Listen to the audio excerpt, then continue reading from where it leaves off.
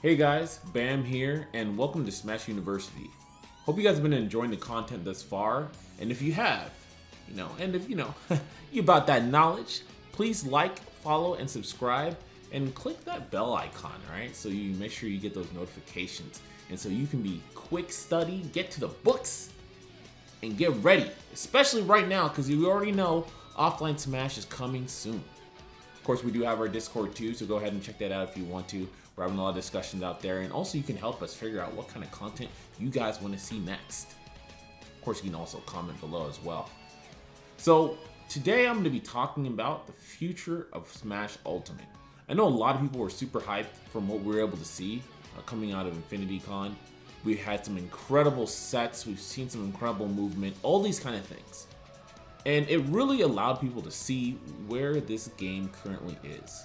A lot of us haven't really been able to see that because it's been behind closed doors. We haven't seen the peak kind of tournament play. We do have some metrics that we can take from online, but even then, not everyone was willing to play online. People like Cola, who was very dominant in the beginning of the online era and actually doing remarkably well offline. But we aren't here to talk about where we are now, but we want to take that information and that data and see where we are going. And that's what we're going to talk about today. We're going to talk about the 5 things that will be elevated as we continue in the future of Smash Ultimate. Number 1, pairing mix-ups.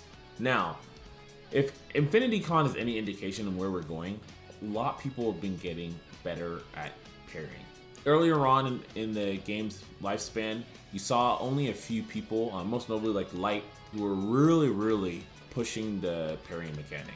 Now that people have gotten it and are beginning to be more consistent with it, you're going to start to see a kind of mini game evolve around that. And this is not too far off from what we've seen in Melee with the L canceling, where people are changing up their timings, mixing up when they do their shield, maybe angle their shield slightly up, light shield, all these kind of things that they do in order to put themselves in the position to thwart your timing, and so you're not gonna be as safe. But this time around, it's more on the parry. You're trying to mess up the parrying, right? So you can either get a hit them when they're doing the shield drop, or trying to jump, wherever it may be. Speaking of jump, of course, even though parrying is done during shield drop, you can jump out of shield drop as well. This allows you to be in a situation where you can essentially do a parry option select, where you can go for a jump, and if you get the parry, you won't jump, you can go ahead and do whatever you want to do out of that parry. However, if you don't get the parry, you'll jump, and while that still can be punished, it still lessens the overall recovery window that you would have from a shield drop, making it pretty damn effective. On the other side, people are going to be using, double jump cancel mix-ups. Now, certain characters, like, of course, Mewtwo, we know Ness, we know Lucas, are really strong with their double jumps there, right? Especially because they dip low. They're able to go in and go for a double jump, then use some special of some kind in order to change their timing right when they land. And it's a very easy way to set up a shift on landing aerials. But of course, a lot of other characters can do this too, right? Where they are able to use their double jump, and then after bringing their double jump, they're able to use a special that halts their momentum in the air and allows them to get some pressure and change their timing, which will be very strong against parrying. And speaking of overall, we're going to see a lot of just general timing changes for people, right? Maybe going down, acting like you're going to do a landing aerial, and then instead fast falling down, doing a rising aerial while retreating, right? Or we already see certain things where people are looking for parries, and of course people go for the tomahawk grabs. But more of these things are going to be utilized as we move forward, because the parry mechanic is going to be extremely strong as people optimize their punishes and just generally optimize their strategies utilizing parrying. Number 2, the liberal usage of option selects. I always talk about option selects. There's a lot of people who at least play either a multitude of games or have done enough research to recognize how strong these things can be. And the truth is, you may not know this, but a lot of your favorite top players use them already all the time. A lot of simple ones that they use for option coverage. Now, don't get confused. Option coverage and option selects are 2 different things, right? Right here you can see option selects, and of course, whereas option coverage is just using a particular option to cover a multitude of things, like a Sheik's Nair. You do a rising Nair and then you retreat backwards just in case if they go for a roll, you may hit them with the tail end of the move, right? That's an option coverage, right? Versus an option to select is when you put in a particular input, and depending on what happens at that point in time, 2 different actions will come out as a result. One of the things that you see a lot most commonly is a hit pause option selects. You see some come out when people do, for example, they'll go and try to do a landing up air, right? When they're trying to juggle an opponent. What you'll realize is a lot of times, some of these players, they seem to always be really good at knowing when their up air is actually going to hit and when it's not. And if it doesn't hit, they're already fast falling to the ground, going for a dash, and punishing that very easily. Versus if they do get a hit, they get their fast fall, they change in the fast fall timing, they still get that right, and they're able to get a combo from that. Why is that?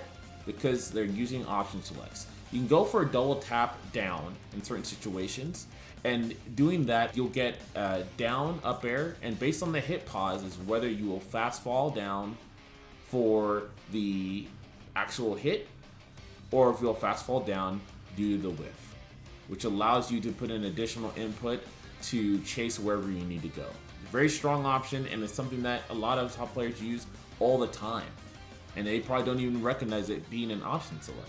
But it allows them to go and continue a chase and be able to continue their advantage in situations where it may be a bit harder for you to just naturally react. Neutral and defensive option selects. Those two are very, very, very strong tools that we don't usually see enough, especially in situations where there are strong mix-ups in the game and you need to find a way to do quick counterplay on a second's notice. There's times when you simply, as a player, it's going to be very hard for you to recognize what option to choose in that moment. It's just unreactable situations. But there's ways in which you don't have to react at that time. For example, a standard one that you'll see from people is using a shield pause option select, right? Where I go ahead and I do shield and roll. However, I also put another input in there. I'll put an input, hold shield, put back, and do, say, up smash. And if my shield gets hit during that time period, because of the shield pause, the roll will not come out, and I'll actually go ahead and get an up smash. However, if I do not get hit, I'll do the roll and get away, and I will be okay if the opponent was going for some kind of mix-up, empty hop, grab, whatever it may be. And these things are really, really good. And it allows people, again, to circumvent some mix-up strategies on defensive side, and on the offensive side, allows you to more easily maintain advantage. These things are so good. There's a ton of these in Smash Ultimate, mainly due to the buffering system and how it works. And it's honestly one of the things that we really need to recognize in order to circumvent some of the flaws in the buffering system. So it allows you to be more optimal in your gameplay, and at the same time allows you to mitigate all the stupid crap that honestly a lot of us do not like in Ultimate. And you will see that time and time as we move forward in the metagame, and best believe the game's going to be that much better because of it. Number 3, edge guarding. Now, edge guarding is something that people are continuing to get better and better at, but we still have a long way to go. Shoutouts to the Melee community for actually going ahead and for some time joining and playing Ultimate. For whatever reasons they had for being a part of Ultimate and actually caring about the game. The truth of the matter is, a lot of people in the scene who are Smash 4 veterans, Brawl veterans, etc., got exponentially better at this game because of their influence and their input. Because even though edge guarding is still harder in this game than it is in Melee, it can be better. And it is so vital to understand how to utilize that, especially with certain characters where some of their main weaknesses revolve around their recoveries. One of the big things there is understanding option coverage, right? Not just improving on your option coverage and making sure that you're covering the ledge, but knowing based on specific trajectories where your opponent can actually go and how they can actually cover successfully. And this is something that's going to come in time. We have a lot of characters in this game, so people are learning and learning as they go. But this is going to be a big thing because certain characters are going to have extremely hard time, even with their mix-ups, to get back to stage as people continue to get better at edge guarding and ledge trapping. 2. Identifying unique gaps in recovery. There are certain characters where they may have some intangibility on the front side of their bodies, but on the back end they can get hit, right? A lot of times you see that for characters that people think of their intangibility, they think it's all throughout their move, and it's only in the beginning or later frames. So as people get more comfortable with those things, like a Sonic versus a Lucina, and those kind of recovery types, people are going to get better at punishing these recoveries. Even with teleports, to this day, people have gotten a little bit better at punishing teleport recoveries, but teleport recoveries still have the initial flaw of once they actually appear, unless they do it high above, which they have to do at a certain spacing, they are punishable once they reappear, and then they have their 2-frame, which you can hit as well. That is something that people are going to continue to get better at and get stronger punishes on to take stocks very quickly. And it's going to be something that's going to be extremely important in this game. Number 4 is going to be a classic. A lot of people already understand this. I mean, this is what happens in the course of any fighting game, and this is optimizing combos. But one that's a little bit lesser known, and I think is important to point out for a lot of people who play Ultimate, is also optimizing resets. See, this game has there is a strong combo game, but it's no melee combo game, of course. There's a great turn back to having quality resets. That is something that you didn't really see in Smash 4 Ult, and it's really, really important to look at that and recognize how valuable that can be.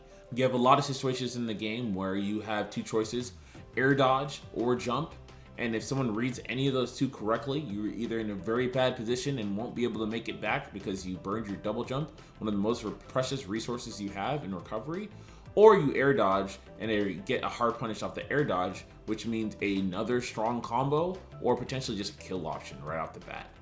You're seeing on platforms as well. People are getting better with optimizing platform stuff and recognizing that even just alone having someone on platform, there's a lot of characters in this game that can cover whichever way they tech, right? Parry comes to mind, where if she gets you on a platform, regardless of where you end up teching, she can cover all those options with dare, which is of course one of her best combo starters and overall just a damaging move.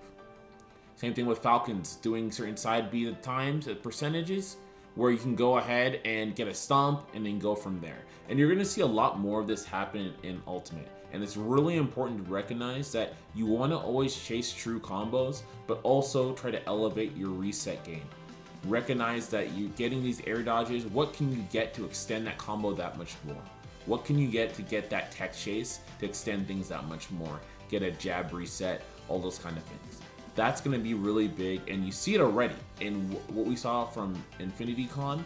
You already see people getting to that level, but it's going to continue to evolve in terms of overall damage output in a strong punish game in this game. And number 5, optimizing movement. So everyone's leveling up their movement.